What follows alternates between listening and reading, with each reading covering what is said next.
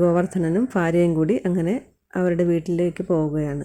വീട്ടിലെത്തിയപ്പോൾ ബബിത ഡൈനിങ് ടേബിളിൽ ഇരിക്കുകയായിരുന്നു. ബബിതയോട് ചോദിക്കുകയാണ്, നീ എന്താണ് മോളെ കഴിക്കുന്നതെന്ന് ചോദിച്ചപ്പോൾ ബബിത അത് ലേസ് എന്തോ കഴിച്ചുകൊണ്ടിരിക്കുകയായിരുന്നു.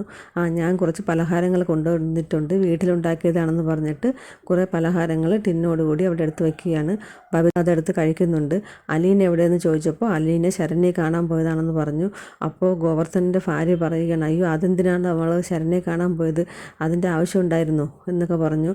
അപ്പോൾ ബബിത ദേഷ്യപ്പെട്ട് പറയുകയാണ്, അവൾക്ക് ഭ്രാന്താണ്, അല്ലെങ്കിൽ അവൾ ഇങ്ങനെയൊക്കെ ചെയ്യുമോ, അവൾക്ക് അങ്ങനെ ഇരിക്കുമ്പോൾ ഓരോന്ന് തോന്നും, അച്ഛൻ അതിനെല്ലാം സപ്പോർട്ടാണ്, അവൾ എന്ത് ചെയ്താലും അച്ഛൻ അതിനൊക്കെ സപ്പോർട്ട് ചെയ്യും, അവൾക്ക് ഇതിൻ്റെ ഒരു ആവശ്യമില്ലായിരുന്നു, ഇന്നലെ പോയ വിശേഷമൊക്കെ അറിഞ്ഞായിരുന്നോ, അവൾ ദേഹത്തോട് മണ്ണെണ്ണ ഒഴിച്ച് തീ കൊളുത്താൻ പോയതാണ്, എന്നിട്ടാണ് ഇന്നും ആ വീട്ടിലേക്ക് എന്നെ പോയേക്കുന്നത് എന്നൊക്കെ പറഞ്ഞു. അപ്പോൾ കൃഷ്ണമോള് അലീനയെ സപ്പോർട്ട് ചെയ്ത് പറയുകയാണ്, അലീന ചേച്ചി എപ്പോഴും ന്യായത്തിൻ്റെ പക്ഷത്ത് മാത്രമേ നിൽക്കാറുള്ളൂ, ഉപദ്രവിക്കപ്പെട്ട പെൺകുട്ടിയുടെ കൂടെയാണ് അലീന ചേച്ചി, ബബിത ചേച്ചിയുടെ പ്രായം പോലും ഇല്ല ആ കുട്ടിയിലെ 4 പേരും കൂടി ചേർന്ന് ഉപദ്രവിച്ച് അവശയാക്കിയിട്ടേക്കുന്നത്, അങ്ങനെ ആ കുട്ടിയോടുള്ളിൽ നമുക്ക് സഹതാപം തോന്നേണ്ടത് അതേ ഉപദ്രവിച്ചവരോടാണോ തോന്നേണ്ടത് എന്നൊക്കെ ചോദിച്ചപ്പോൾ സുലോചന പറയുകയാണ്, അത് പിന്നെ നമ്മുടെ ആളോടൊപ്പമല്ലേ നമ്മൾ നിൽക്കേണ്ടതെന്ന് പറഞ്ഞു.